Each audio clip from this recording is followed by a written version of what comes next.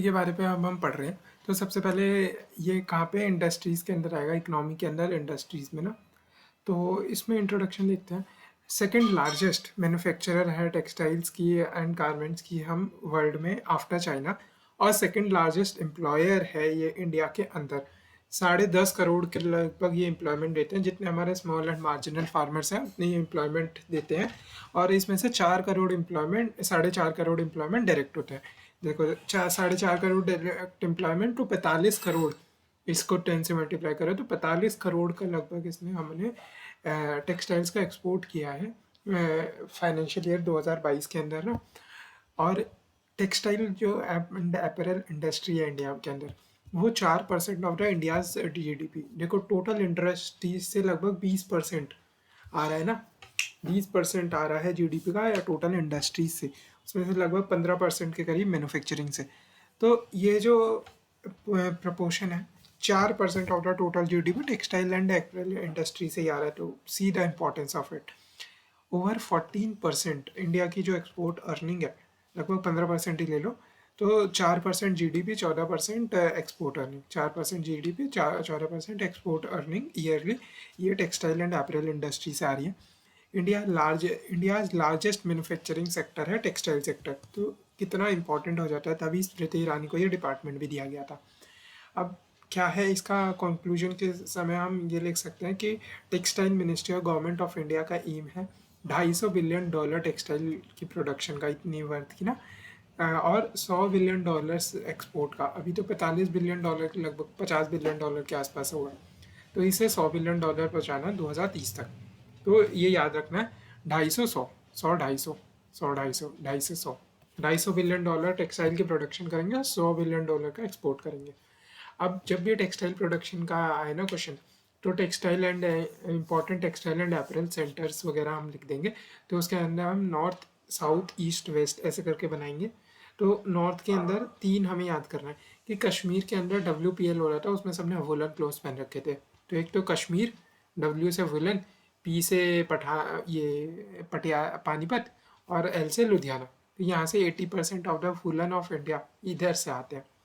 अब ईस्ट में क्या है, parts of the east UP, उससे हमारे वोलन क्लोथ्स आ रहे हैं। फिर जूट इज़ फेमस फॉर, मतलब Bihar is famous for jute, और वेस्ट बंगाल से जूट और अपना कॉटन आ रही है। अब ये कुछ इलाके हम वेस्ट के देख लेते हैं। तो ऐसे याद करना है, crave Surat Mumbai, crave for Surat in Mumbai, crave for Surat in Mumbai. C से कॉटन, आर से राजकोट, ए से अहमदाबाद, वी से वडोदरा, सूरत, फिर मुंबई, क्रेव सूरत। तो ये कॉटन के इंपॉर्टेंट सेंटर्स हैं। अब साउथ में क्या, एक तो होजरी, होजरी मतलब लेगिंग्स वगैरह जो हम पहनते हैं, और दूसरा है सिल्क, इसके लिए इम्पोर्टेंट है। तो सिल्क के लिए BMC CTM, BMC CTM याद रखना है। BMC मतलब बेंगलुरु मैसूर, अपना बेंगलुरु मैसूर और चेन्नई। मैसूर सिल्क सुना होगा हमने, ठीक है। तो वो सिल्क के लिए फेमस है, बेंगलुरु मैसूर चेन्नई, बेंगलुरु मैसूर चेन्नई। और होजरी के लिए CTM, कोयम्बतूर, तिरुपुरई और मदुरई, कोयम्बटूर, तिरुपुरई, मदुरई। तो ये इंपॉर्टेंट सेंटर्स हो गए। अब देखते हैं कॉटन टेक्सटाइल्स के लिए। एक तो इसका जब भी क्वेश्चन आएगा ना, तो cotton growing regions of India बना देना है। उसमें गुजरात, महाराष्ट्र और तेलंगाना, ओवर 50%, मतलब 2/3 of the cotton production in तीनों इलाकों से आ रही है। अगला है कि 1/4 ऑफ द वर्ल्ड की कॉटन की प्रोडक्शन जो है वो इंडिया कर रहा है, और world's largest producer of cotton है इंडिया, ठीक है। अब अगला है कि गवर्नमेंट ने इनिशिएटिव्स क्या के लिए है। तो एक इनिशिएटिव के बारे में डिटेल में नहीं लिखना, बहुत सारे इनिशिएटिव लिखने हैं फॉर द सेक्टर। तो MSP, ठीक है, मिनिमम सपोर्ट प्राइस पहला। तो फिर अगला है ब्रांडिंग ऑफ इंडियन कॉटन करनी है। तो कैसे करनी है, cotton Kasturi, Kasturi cotton, Kasturi cotton Cott Ally, ऐसे करके याद रखना है। Kasturi cotton Cott Ally, Kasturi cotton Cott Ally, Kasturi cotton Cott Ally. Cott Ally एक मोबाइल ऐप है जो इंक्रीज करती है अवेयरनेस। तो कॉटी एलाई क्या है, मोबाइल ऐप है जो अवेयरनेस इंक्रीज करती है फार्मर्स में, किस चीज़ को, MSP को लेके, बेस्ट फार्म प्रैक्टिसेस को लेके, और नियरेस्ट प्रोक्योरमेंट सेंटर्स को लेके, CCI के ना, कॉटन कॉरपोरेशन ऑफ इंडिया के। Modernised processing and quality assessment, ये कॉटन कॉरपोरेशन ऑफ इंडिया जो है, ये मॉडर्नाइज्ड सीजीपी फैक्ट्रीज लगाती है, मॉडर्नाइज सीजीपी फैक्ट्रीज लगा रही है। सीजीपी मतलब कंपोजिट गिनिंग एंड वो pressing, composite ginning and pressing factories, CGP factories लगा रही है सीसीआई। तो CGP for processing of seed cotton procured under MSP. और वो मॉडर्न गैजेट्स यूज़ कर रही है जैसे मॉइस्चर मीटर्स, क्वालिटी असेस करने के लिए जो सीड प्रोक्योर हुई है ना कॉटन की उसके। अब अगला है ट्रेसिबिलिटी ऑफ कॉटन के लिए अपना डिस्ट्रीब्यूटेड लेजर टेक्निक्स टेक्नोलॉजीज, जैसे कि अपना ब्लॉकचेन टेक यूज़ हो रही है, ठीक है, जो क्यूआर कोड की मदद से, ताकि ट्रेस कर सके हम processing of cotton and warehousing की चेन को ना पूरी को, टिल ई ऑक्शन हम ट्रेस कर सके। तो ये भी कर रहे हैं। तो टेक्नोलॉजी का यूज़ भी आ गया, मॉडर्न इंस्ट्रूमेंट्स का यूज़ भी आ गया। एमएसपी एमएसपी ये कस्तूरी कॉटन कॉटियल है, एमएसपी कस्तूरी कॉटन कॉटियल है। Technical textiles. Technical textiles, these are the textiles that have technical functionalities and performance, like higher tenacity, superior insulation, thermal resistance है, ठीक है, कि इन ग्लव्स को पहन के करंट नहीं लगेगा। फिर हायर इंसुलेशन है कि ठंड नहीं लगेगी, और हायर टेनासिटी है, स्ट्रेचिंग वगैरह ठीक है। हायर टेनासिटी TIR और RTI, थर्मल रेजिस्टेंस है, इंसुलेशन है, और टेनासिटी है, रेजिस्टेंस है, टेनासिटी है, इंसुलेशन है, RTI, rather than aesthetic and decorative features. अब ये नेचुरल भी हो सकता है, मैनमेड फाइबर के भी हो सकते हैं, जैसे केवलर जो दिशा पटानी ऐड करती है ना, केवलर, और दूसरी है स्पेंडिक्स, तो स्पेंडिक्स एक्सपेंड हो जाते हैं। तो ये मैनमेड फाइबर की एग्जांपल है जो टेक्निकल टेक्सटाइल में यूज़ हो रहा है। अब जो टेक्निकल टेक्सटाइल है वो स्पैम करके याद रखना है, spam home, technical style spam कर दिया होम को। एस से स्पोर्टेक, पी से प्रोटेक, ए से एग्रीटेक, एम से मेडिटेक, और एक है होमटेक। तो स्पोर्ट टेक के अंदर कौन से, ज़मीन से लेकर आसमान तक, तो ज़मीन पे जो आर्टिफिशियल ग्रास है, आसमान में जो पैराशूट है। अब जो प्रोटेक है, प्रोटेक फायर से नहीं चलेगा, ना फायर से चलेगा, ना बुलेट प्रूफ है, ये हाई विजिबिलिटी क्लोथिंग है, ठीक है। तो जो अपना कंस्ट्रक्शन वर्क वगैरह पहनते हैं तो हाई विजिबिलिटी क्लोथिंग है। फिर उसके अगला है एग्रीटेक। एग्रीटेक के अंदर क्या है कि जैसे अपना खेत को बर्ड से प्रोटेक्ट करना है तो बर्ड प्रोटेक्शन नेट। फिर अगला है मल्चिज मैट जो बिछाना है खेतों में। फिर उसके अगला है फिशिंग नेट। अगला फिर है मेडिटेक के अंदर एक कॉन्टैक्ट लेंस है, और डाइपर्स है, सैनिटरी नैपकिन्स हैं, सर्जिकल सूचर्स हैं। होम टेक के अंदर मॉस्किटो नेट्स है, मैट्रेस है, ब्लाइंड्स है, जो पर्दे वगैरह हैं। अब इसके लिए कौन से गवर्नमेंट इनिशिएटिव है, टेक्निकल टेक्सटाइल नाम लेते ही NTTM याद आना चाहिए, national technical textile mission, NTTM याद आना चाहिए। 2020-21 से 23-24 चार इसमें कंपोनेंट है, 4 ही साल के लिए है, तो 20-21 से 23-24 तक 4 कंपोनेंट 4 साल के लिए NTTM। तो NTTM के अंदर क्या है कि ये R&D कर रहे हैं, प्रमोशन का, एक्सपोर्ट प्रमोशन, R&D करना है, प्रमोशन एंड मार्केट डेवलपमेंट करना है, एक्सपोर्ट प्रमोशन करना है, स्किल डेवलपमेंट करना है। अब दूसरा है कि 108 आइटम्स ऐसे identify to be 108 items brought under regulations to ensure quality. Sorry 108 नहीं, 107, 108 तो माला में बीट्स होते हैं ना। तो स्टेब्लिश्ड आर्ट्स, तो इन्होंने सेंटर ऑफ एक्सीलेंस स्टेब्लिश करें ताकि ये टेक्निकल टेक्सटाइल पे R&D कर सके। NTTM NTTM centre of excellence regulations based standards. अब सिल्क इंडस्ट्री, जैसे कि textile industry second largest producer है ना टेक्सटाइल्स की, ऐसी ही silk industry second largest producer है सिल्क की। 95% of the world's hand woven fabric जो है वो इंडिया से आ रहे हैं। India is only country which produces all natural varieties of silk, जैसे कि mulberry muga, mulberry muga tussar eri, mulberry मुग्गा eri Tushar, mulberry मुग्गा eri Tushar, mulberry मुग्गा eri Tushar, याद हो गया, मलबरी मुग्गा एरी तुषार। तो मल को मतलब सिल्क को मल वाले मग से तुषार ने धो दिया, सिल्क को मल वाले मग से तुषार ने धो दिया, मलबरी मुग्गा एरी तुषार, ठीक है। तो मुग्गा क्या है, नेटिव टू नॉर्थ ईस्ट है, एरी भी नॉर्थ ईस्ट में मिलता है, और मलबेरी जो है, mulberry muga eri tussar, mulberry 80% of the silk production India का मलबेरी सिल्क है। अब कहाँ मिल रहा है ये देखो, अब हमने मैसूर सिल्क का नाम सुना होगा, हमने ये भागलपुर भागलपुर सिल्क का नाम सुना होगा, हमने बोडो एरी सिल्क का नाम सुना होगा, मुग्गा सिल्क ऑफ असम का नाम सुना होगा। तो ये असम में मिल रही है, बिहार में मिल रही है, कर्नाटका में मिल रही है, और आंध्र प्रदेश और गुजरात में मिल रही है। ठीक है, आंध्र प्रदेश और गुजरात में भी मिलती है सिल्क। एक्सपोर्ट डेस्टिनेशन जहाज पे सिल्क का नाम आएगा, सिल्क से सुक्कू को याद करना, तो सुक्कू से एस तो सिल्क हो गया, यू से यूएसए हो गया, फिर यूएई हो गया, सी से चाइना हो गया, फिर यूके हो गया। सुक्कू ऑस्ट्रेलिया में सिल्क की साड़ी पहने खड़ी रील बना रही है, तो ऑस्ट्रेलिया भी हो गया। अगला है सिल्क समग्र, जैसे समग्र शिक्षा अभियान है ना, तो ऐसे सिल्क समग्र 2 है 2021 से 26 तक। ये इंटीग्रेटेड स्कीम है for silk for development of silk industry in India. Integrated scheme for development of silk industry, इसके अंदर क्या क्या है? एक तो हम इसके अंदर एक्सपोर्ट प्रमोशन करेंगे, टेक्नोलॉजिकल अपग्रेडेशन करेंगे, R&D करेंगे। ठीक है, R&D करेंगे, ट्रेनिंग करेंगे, टेक्नोलॉजिकल अपग्रेडेशन करेंगे, टेक्नोलॉजिकल ट्रांसफ़र करेंगे, एक्सपोर्ट ब्रांड को प्रमोट करना है, कोऑर्डिनेशन एंड मार्केट डेवलपमेंट करना है। ठीक है, quality certification scheme and seed organisations बनानी है हमें, ताकि सिल्क को बढ़ावा दिया जा सके।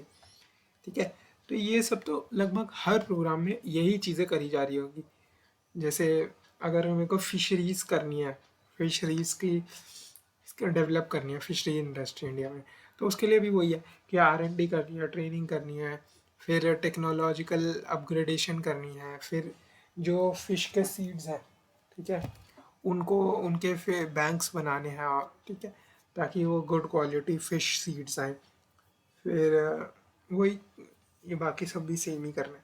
तो सिल्क समग्र ट्रू हो गया। फिर NSP 2 नेशनल सिल्क पॉलिसी 2020, इसमें भी क्या है, सिल्क को sustainable, competitive, resilient silk sector बनाना है, उसके लिए सिल्क पॉलिसी है, नेशनल सिल्क पॉलिसी।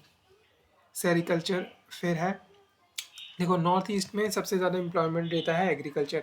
ठीक है, तो हमें उससे एग्रीकल्चर से शिफ्ट कराना है, तो देश में सबसे सेकंड नंबर का एम्प्लॉयर है टेक्सटाइल। तो टेक्सटाइल को वहाँ पे हमें प्रमोट करना पड़ेगा। NERTPS north east region textile production scheme, north east region textile production scheme, sericulture development in the north east states within an umbrella scheme. तो sericulture development in north east state हम कर रहे हैं एक umbrella scheme के अंदर, north east region textile production scheme. ठीक है, जो revival, expansion and diversification of sericulture, special focus on eri and muga silk. Eri and muga silk पे स्पेशल फोकस है। Revival expansion and diversification of sericulture, revival expansion and diversification of sericulture. अब अगला है handloom and handicraft. इसकी कुछ डायमेंशन है, जैसे women की डायमेंशन, जो 70% of the handloom weavers and allied workers है ना, वो इस सेक्टर में वुमेन है, तो वो अपना लाइवलीहुड कमा सकती हैं। फिर अगला है IR डायमेंशन। क्या है, हमने सारी डिप्लोमेसी, शॉल डिप्लोमेसी सुना होगा ना। इंडिया की सॉफ्ट पावर का हमेशा से एक इंडोर्स, हैंडलूम हमेशा से इंडोर्स करता है, long been endorse by handlooms. Soft power endorse हुई है हैंडलूम के द्वारा, हैंडीक्राफ्ट के द्वारा। सारी डिप्लोमेसी हमने सुना है, खादी डिप्लोमेसी सुना है। जैसे कि 2020 के अंदर जो G20 समिट हुई थी ना इंडिया में, उसमें पश्मीना पश्मीना कश्मीरी पश्मीना, बनारसी सिल्क और कांजीवरम स्टॉल्स, ये खूब दिए गए थे गिफ्ट्स के तौर पे ना डिग्निटरीज को। अब फिर अगला है टेक डायमेंशन। क्या है, फिर माई हैंडलूम पोर्टल एक पोर्टल है जो लॉन्च किया था टेक्सटाइल मिनिस्ट्री ने, जिससे कोई भी इंफॉर्मेशन, अगर वीवर्स है या हैंडलूम प्रोड्यूसर्स हैं, उनको किसी भी तरीके की इंफॉर्मेशन एक्सेस चाहिए, स्कीम्स के अंदर इनरोल कराना है, मार्केट प्रोडक्ट्स से रिलेटेड कोई भी इंफॉर्मेशन चाहिए, तो वो सब कुछ एक जगह मिल जाएगी माई हैंडलूम पोर्टल पे। अब अगला है कि government initiative for handloom and handicraft sector. इसके अंदर NHDP, नेशनल हैंडलूम डेवलपमेंट जहाँ पे भी हैंडलूम की बात आएगी वहाँ NHDP की तो बात आनी चाहिए, national handloom development programme NHDP 2021 से 26। It follows need based approach and NHDP हमने देख लिया 2021 से 26 चल रहा है। ये एक नीड बेस्ड अप्रोच है जिसमें वीवर्स जो कि किसी कोऑपरेटिव के पार्ट हैं जो कि नहीं है, दोनों ही कवर होंगे। ये रॉ मटेरियल जो हैंडलूम के लिए लग रहा है उसको सपोर्ट प्रोवाइड करेगा रॉ मटेरियल अवेलेबिलिटी के लिए, टेक को अपग्रेड करने के लिए, कंसेशनल क्रेडिट दिलाने के लिए, क्योंकि किसी भी सेक्टर के लिए क्रेडिट तो बहुत ज़रूरी है। टेक्नोलॉजी और रॉ मटेरियल तो उसके बाद खरीदे जाते हैं, तो कंसेशनल क्रेडिट देने के लिए परमानेंट इंफ्रास्ट्रक्चर जैसे कि जिसमें वो अपना सामान बेच सके। अब सारा हैंडलूम प्रोडक्ट बन गया पर वो अपना सामान कहीं नहीं बेच पा रहे हैं, तो इसीलिए अर्बन हार्ट चाहिए, मेगा हैंडलूम क्लस्टर्स एक्सेट्रा। ये सब के लिए वो नीड बेस्ड अप्रोच ये फॉलो करता है। तो अब है handloom cluster development scheme. Handloom cluster develop करने हैं तो handloom cluster development scheme comprehensive है, comprehensive handloom cluster development scheme है, 2021 से 26 तक चल रही है। ये स्कीम क्या है, ये NHDP के अंदर रन कर रही है एंड डेवलप हैंडलूम सेक्टर्स, एक self managing sustainable competitive socio economic unit. तो हैंडलूम से क्लस्टर्स बनाने की ये कोशिश कर रही है। जैसे PM मित्र स्कीम है ना, तो वो PM मित्र मेगा इंटीग्रेटेड टेक्सटाइल रीजन्स बनाने की बात करती है। अब उसी में अगर हैंडलूम के क्लस्टर्स बनाने हैं, हैंडलूम क्लस्टर डेवलपमेंट करनी है, तो comprehensive handloom cluster development scheme है उसके लिए। तो infrastructure access, market infrastructure support, market access, design and tech upgradation support etcetera. ये देखो, अपना डिज़ाइन एंड टेक को अपग्रेड करना है, डिज़ाइन और टेक्नोलॉजी दोनों को अपग्रेड करना है, उनको मार्केट का एक्सेस देना है, इंफ्रास्ट्रक्चर का सपोर्ट देना है। तो ये सब काम इसमें करने हैं। तो याद हो ही गए होंगे, इंफ्रा सपोर्ट, अपना मार्केट एक्सेस और डिज़ाइन एंड टेक अपग्रेडेशन करनी है। तो 9 मेगा हैंडलूम क्लस्टर्स इंडिया में बनाया गया 8 स्टेट के अंदर। इनके क्या ये NHDP के अंदर कंसेशनल क्रेडिट दिया जाता है, weavers Mudra loan, concessional credit, weavers Mudra loan, handloom handloom के जो वीवर्स हैं उनका welfare, handloom weavers welfare scheme, handloom weavers welfare scheme, concessional loans, weavers Mudra loan, तो ये सब दिया जाता है। अब ये जो 9 मेगा हैंडलूम क्लस्टर्स हैं, ये कहाँ कहाँ पे हैं, ये देखो, ये सब लगभग ईस्ट में है। तो इसको इस स्टेटमेंट से याद रखना है, वाराणसी से पीजी के साथ शिव मंदिर गई तिरुपति के विरुद्ध जाकर। ठीक है, तो पीजी क्या है, पेइंग गेस्ट है। तो वाराणसी से पीजी के साथ शिव जी के विरुद्ध जाकर तिरुपति के मंदिर गई है। ठीक है, शिव जी के मंदिर गई है तिरुपति के विरुद्ध जाकर। तो वी से वाराणसी, बी से ये भागलपुर, जी से गौंडा, गौड़ा गौड़ा गौड़ा देवी गौड़ा जैसे है ना, तो वैसे गौड़ा, गौड़ा झारखंड में। तो भागलपुर गौड़ा, फिर पीजी से प्रक्षम गुंटूर, वाराणसी से पीजी के साथ शिव मंदिर मतलब शिव सागर आसाम में, शिव सागर, तिरुपति, तिरुचिरापल्ली और विरुद्धनगर, तिरुपति गई, और एक ईस्ट इम्फाल और है। तो ये 9 मेगा हैंडलूम सेंटर्स याद हो गए होंगे। अब आगे चलते हैं। अब और कौन सी स्कीम है हैंडलूम डेवलपमेंट के लिए, फिर अगली है स्किल डेवलपमेंट भी तो करनी है ना हमें, हैंडलूम वीवर जो है। तो scheme for skill development in handloom sectors, SSDHS, scheme for skill development in handloom sectors. तो हैंडलूम नहीं, हैंडीक्राफ्ट सेक्टर। हैंडीक्राफ्ट में गुरु शिष्य परंपरा बहुत चलती है। तो गुरु शिष्य हस्तशिल्प प्रशिक्षण मतलब टीचिंग, गुरु शिष्य हस्तशिल्प प्रशिक्षण प्रोग्राम। फिर दूसरा है वर्कशॉप, गुरु शिष्य हस्तशिल्प प्रशिक्षण के लिए वर्कशॉप ऑर्गेनाइज करी जाएंगी डिज़ाइन एंड टेक डेवलपमेंट के लिए, ऐसे सिखाने के लिए प्रशिक्षण प्रोग्राम है। फिर अगला है बहुत सारी वर्कशॉप ऑर्गेनाइज कराई जाएंगी डिज़ाइन एंड टेक डेवलपमेंट के लिए वर्कशॉप्स। फिर skill upgradation programme, comprehensive skill जो गुरु ने शिष्य को सिखा दी, हस्तशिल्प प्रशिक्षण कर दिया, उसके बाद स्किल का अपग्रेड भी तो करनी है, तो comprehensive skill upgradation programme, design and technology development, और फिर उसके अगला है टूल किट डिस्ट्रीब्यूशन। जब सब स्किल भी दे दी, स्किल अपग्रेड भी कर दी, फिर टूल्स भी तो देने पड़ेंगे, इम्प्रूव टूल्स देने पड़ेंगे, डिस्ट्रीब्यूशन प्रोग्राम भी है इसके अंदर।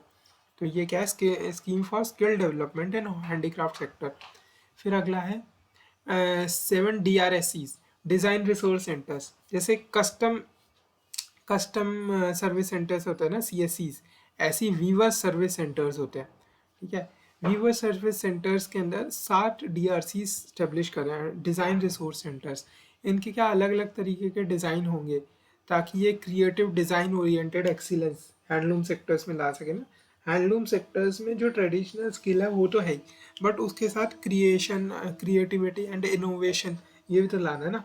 तो creative design oriented excellence, design design design oriented excellence हमें लानी है, तो उसके लिए भी तो चाहिए ना हमें कुछ। अब उसके अगला है नेशनल हैंडलूम डे।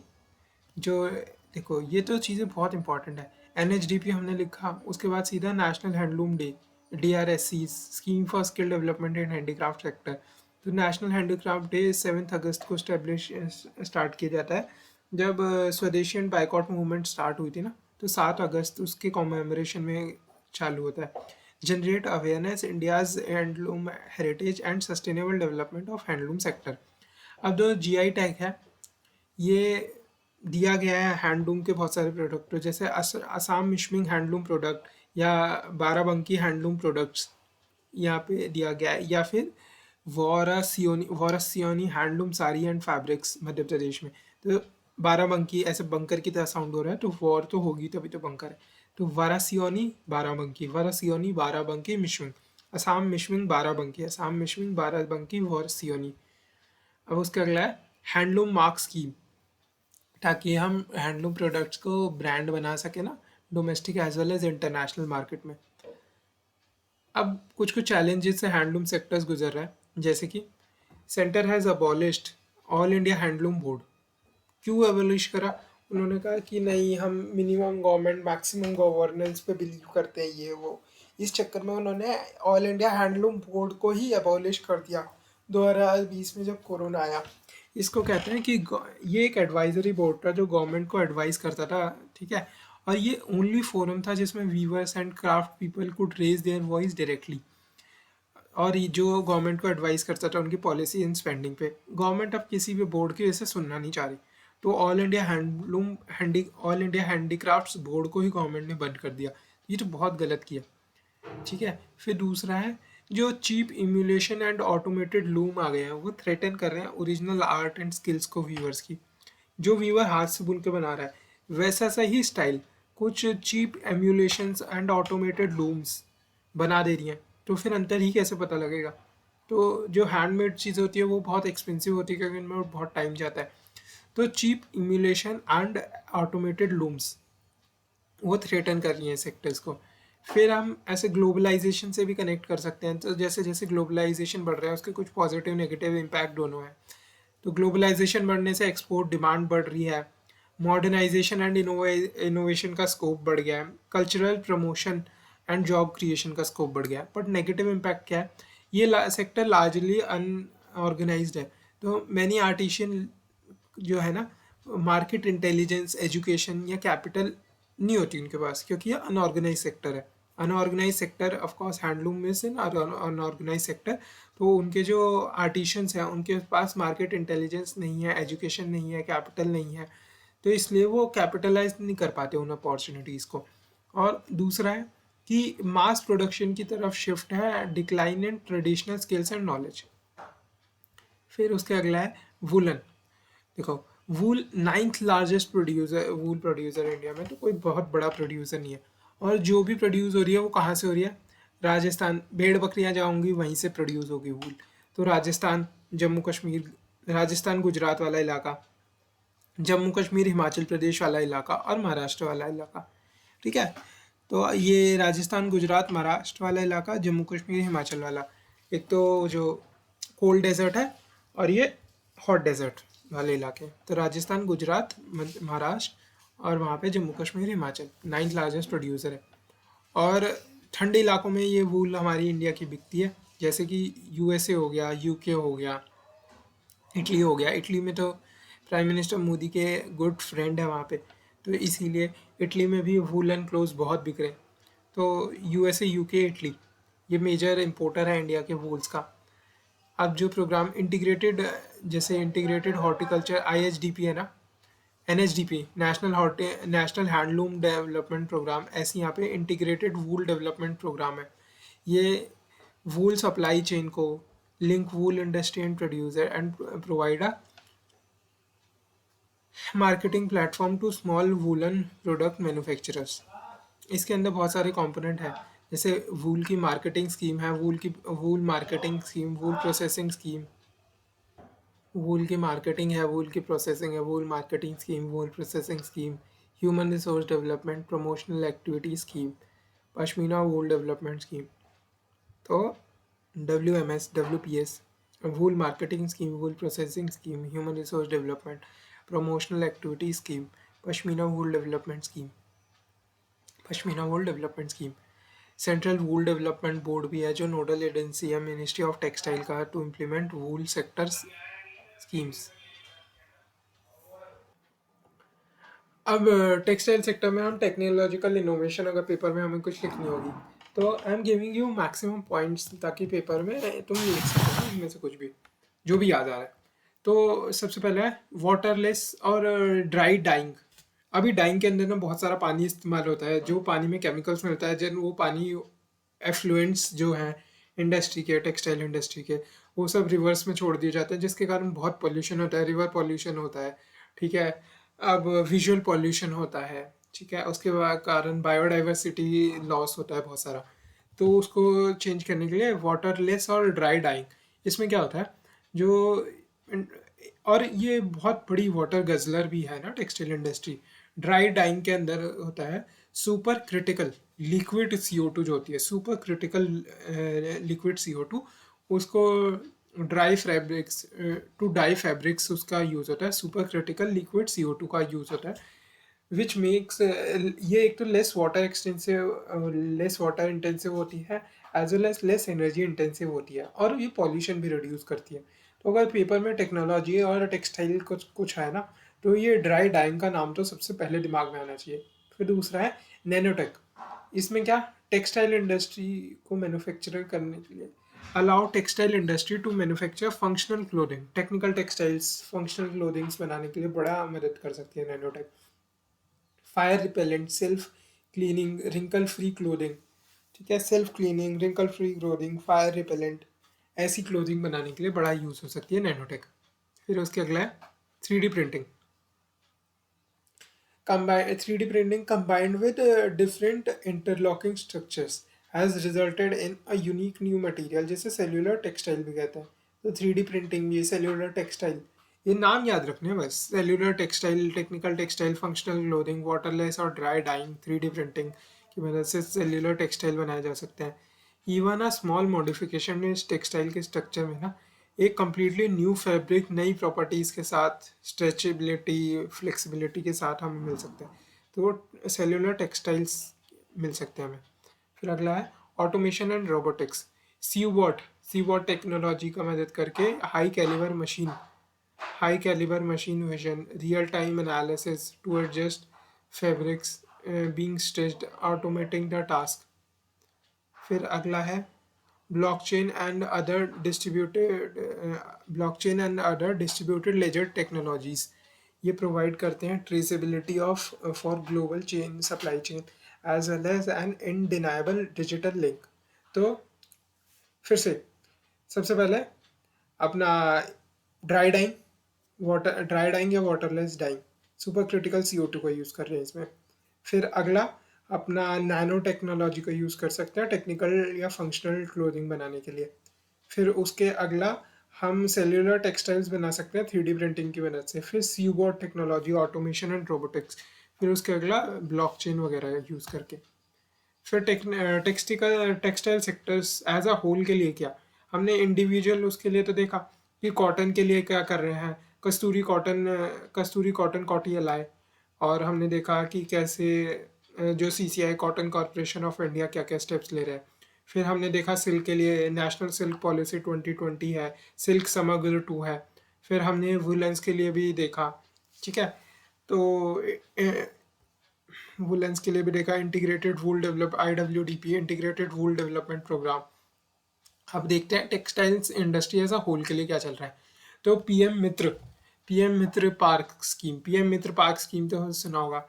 तो मित्र का क्या है, mega integrated mega integrated textile region and apparels, mega integrated textile regions and apparels park scheme, PM Mitra park scheme.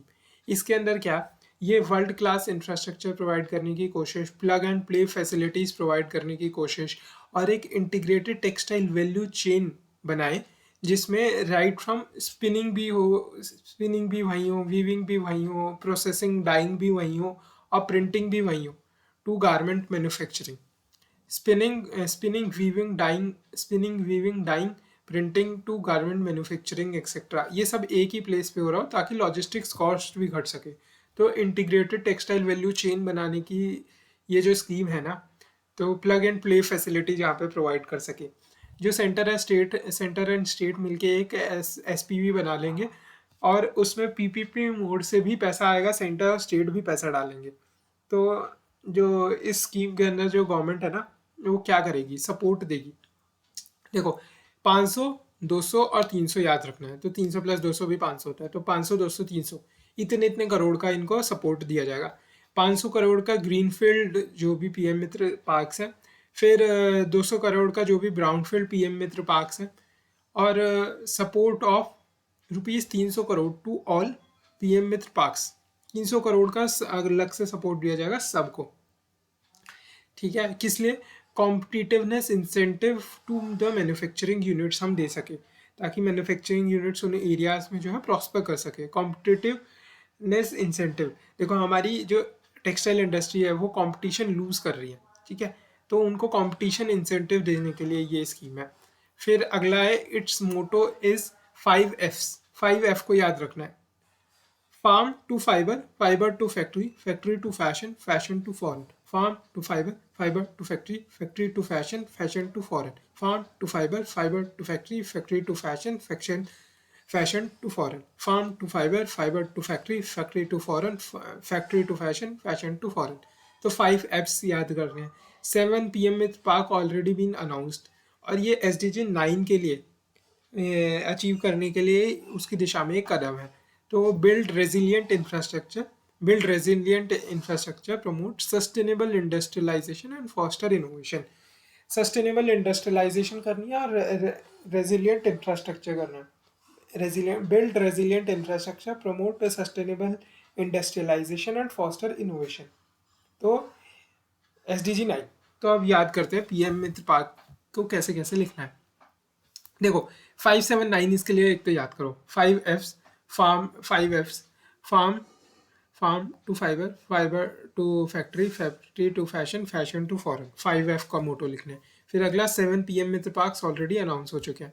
फिर अगला 9 SDG 9 को अचीव करने के लिए हो रहा है। तो हमने 579 का चीज़ याद कर ली। अब हमने वो भी बताया था 300, 200, 300, 500। तो 5Fs, उससे पहले 300 करोड़।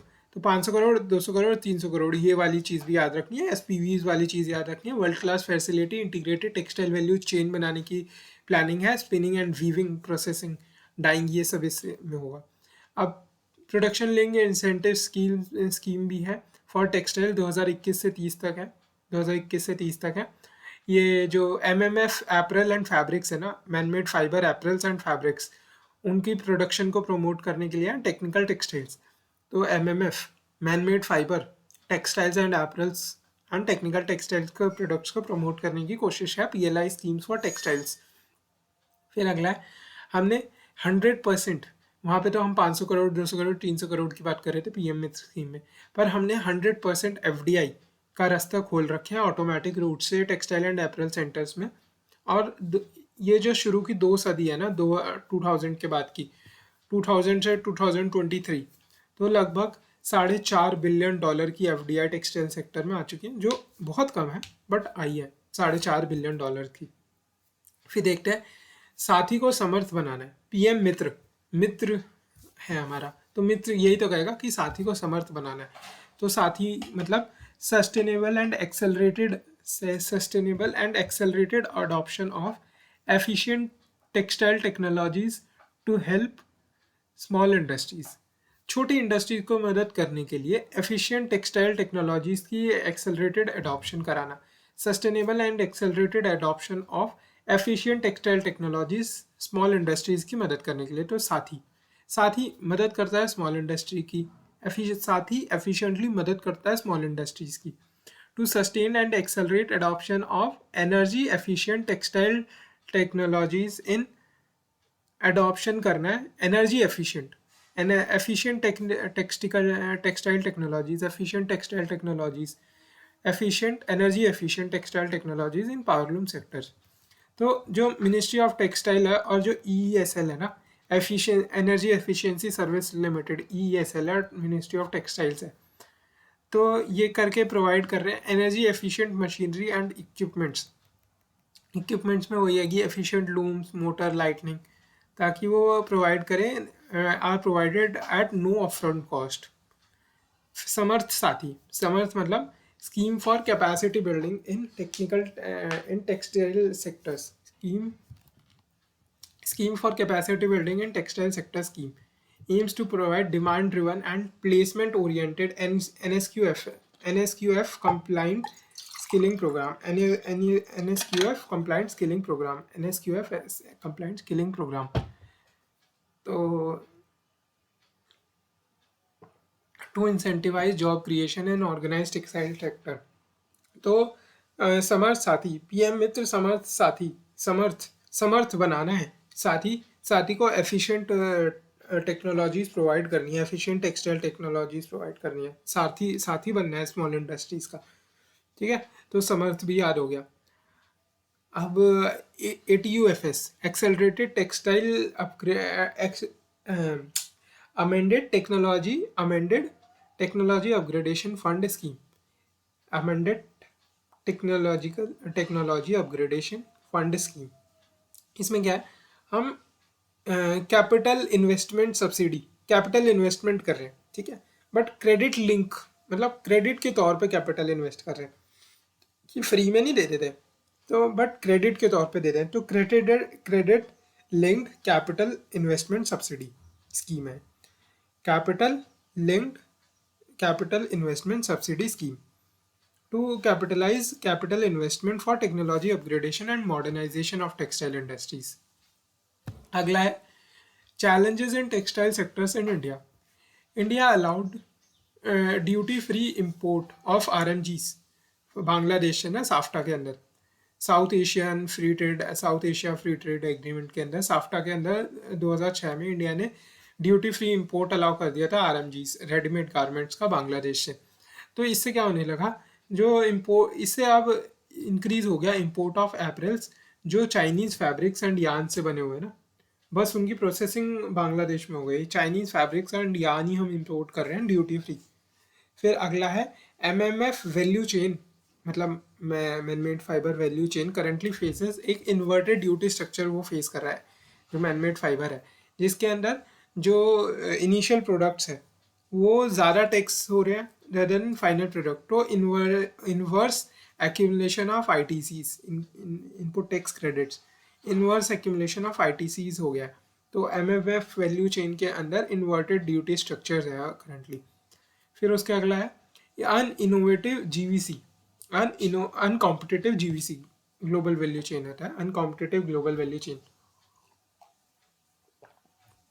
बांग्लादेश, श्रीलंका, अफ्रीकन कंट्रीज जैसे जो देश हैं उनको ड्यूटी फ्री एक्सेस मिल जाती है, वाइल इंडियन टेक्सटाइल्स वहीं पे कंपैरेटिवली लेस कॉम्पिटिटिव हो जाती है इंटरनेशनल लैंडस्केप में। देखो, तो इंटरनेशनली तो उसे घाटा है ही, अनकॉम्पिटिटिव GVC है। फिर घर के अंदर उसे घाटा है क्योंकि हमने साफ्टा के अंदर ट्रेड कर रखा है, और हमने उसको इंसेंटिवाइज करने की बजाय ताकि हमारी और कॉम्पिटिटिव बढ़ सके, हमने इन्वर्टेड ड्यूटी स्ट्रक्चर लगा दिया, तो हर तरीके से उसका इकोनॉमिक फ्रंट पे हमने तोड़ दिया उसे। फिर अगला है फ्रेगमेंटेड नेचर, जो सेक्टर है वो अपने आप में हाईली अनऑर्गेनाइज्ड है, हाईली फ्रेगमेंटेड है, जिसमें large MSME players, large number of MSME players है, बट लार्ज प्लेयर्स नहीं है, with lack of product diversification नहीं है। एक्सपोर्ट्स का जो है 14% ये कंट्रीज़ के एक्सपोर्ट में कंट्रीब्यूट कर रहे हैं, बट दिस इज स्टैग्नेटेड, ठीक है। और जो है अपना ज़्यादा इन्वेस्टमेंट नहीं हो रही है इस सेक्टर के अंदर। जैसे हमने देखा लगभग $4 बिलियन ही इन्वेस्ट हुए हैं पिछले 23-24 सालों में। तो इन्वेस्टमेंट नहीं हो रही है, रिलायंस ऑन डोमेस्टिक कंजप्शन पे ये पूरा बेस्ड है, ठीक है। तो हमने देख लिया, क्या क्या देखा फटाफट देख लेते हैं एक बार। इंट्रोडक्शन देखा, second largest employment provider, second largest manufacturer, 4-14, 4-14, 4.5, 6, 42, ये कुछ हमने सेक्टर्स देखे, 250, 100।